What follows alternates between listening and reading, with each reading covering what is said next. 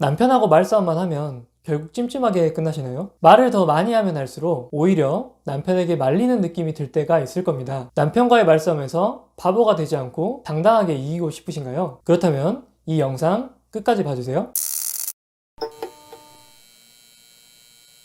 먼저 왜 우리가 말싸움을 하게 되면 남편에게 말리게 되는지를 알아야 될 것 같아요. 당연한 이야기지만 말싸움이 있다는 것은 남편과 우리가 주장하는 것이 각각 다르다는 걸 말합니다. 남편이 A라는 주장을 합니다. 그러면 우리는 곧바로 B라는 주장을 하면서 남편의 주장이 틀렸다 라는 이것을 논리적인 근거를 들어서 반박하는 형태로 대화를 이어나가게 됩니다. 많이들 오해하는 것이 내 주장이 옳다라는 것을 상대방한테 정확하게 인식을 시키면 말싸움에서 이길 수 있다고 생각을 하거든요. 그런데 현실은 전혀 그렇지가 않습니다. 우리가 우리 주장을 더 강하게 이야기할수록 남편은 자신의 주장을 더 견고하게 만들 근거들을 찾게 됩니다. 결과적으로 말싸움을 이렇게 계속 이어갈수록 우리가 상대방의 의견에 반박하면서 오히려 남편의 주장이 더 그럴듯하게 보이도록 도와주는 꼴이 되어버리거든요. 이렇게 남편과 말싸움이 계속 진행되다가 우리가 너무 기가 차서 할 말이 없어진다면 어떻게 될까요? 우리는 남편한테 이런 이야기를 들을 겁니다. 그거 봐. 할 말 없지? 내 말에 맞지? 좀 생각이라는 걸 하고 살아. 이런 소리를 듣게 되면서 말싸움에서 졌다는 생각이 들게 될 겁니다. 아마 기분이 매우 나쁘실 거예요. 사실 부부 사이에 발생하는 문제들이 무조건 이것이 옳다라고 하는 부분이 없을 겁니다. 사소하게 변기에 소변을 볼 때 앉아서 볼 건지 서서 볼 건지, 식사를 하고 나서 설거지를 바로 할 건지 쌓아놨다가 나중에 할 건지, 시부모님에게 용돈을 10만 원 드릴지 20만 원 드릴지, 이런 것들이거든요. 무엇이 맞고 틀리다에 대한 문제가 아니라 서로 생각과 가치관이 다른 것 뿐입니다. 그런데 누가 옳고 그르냐, 이것을 따지는 말싸움을 계속 하게 되면 결국 이기는 사람은 없게 됩니다. 끝까지 자기 말이 맞다고 잡아떼는 사람 2명만 남을 뿐인 거죠. 그리고 말싸움이 끝나게 되면 뭔가 찝찝하고 내가 할 말을 제대로 잘 하지 못한 것 같아서 너무 후회가 됩니다. 그리고 똑같은 주제로 다시 싸우게 되죠. 우리가 이럴 때 말싸움에서 이기는 방법은 정말 간단합니다. 방금 전에 말씀드린 것처럼 사실 누가 맞고 틀렸는지 이것 자체가 잘못됐다고 이야기하는 방식으로 우리는 말싸움에서 이길 수가 있습니다. 남편의 주장에 대한 전제가 틀렸다는 것을 이야기하면 되는 방식인데요. 간단하게 예를 들어보면 남편이 이렇게 이야기합니다. 내가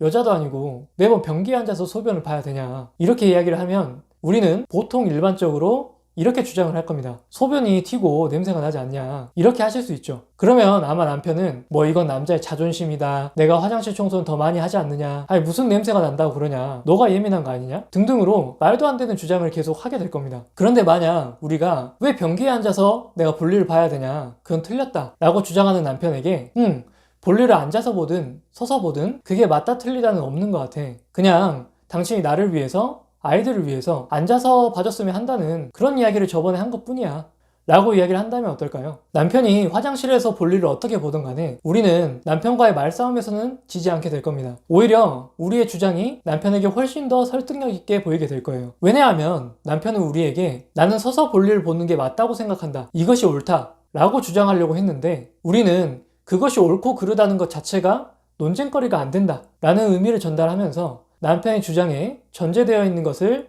무너뜨려 버렸습니다. 당연히 남편의 주장은 힘을 잃게 되는 거죠. 자, 어떠신가요? 이 방법을 사용하면 우리는 남편과의 말싸움에서 싸움에서는 졌다는 느낌을 절대로 받지 않을 겁니다. 사실 더 중요한 것은 지금까지 남편과 우리가 누가 맞고 누가 틀렸다 이런 논쟁거리를 하면서 시간을 정말로 많이 낭비했을 거예요. 앞으로는 그런 시간들을 정말 많이 줄이실 수 있을 겁니다. 남편과 의견 충돌이 많이 일어나는 분들이라면 꼭 한번 사용해 보셨으면 합니다. 아마 처음 시도해 보려고 하면 어색하실 수는 있을 거예요. 다만 이런 스킬들이 하나둘 쌓여가기 시작할 때 우리는 남편과의 관계에서 갑이 될 수 있을 겁니다.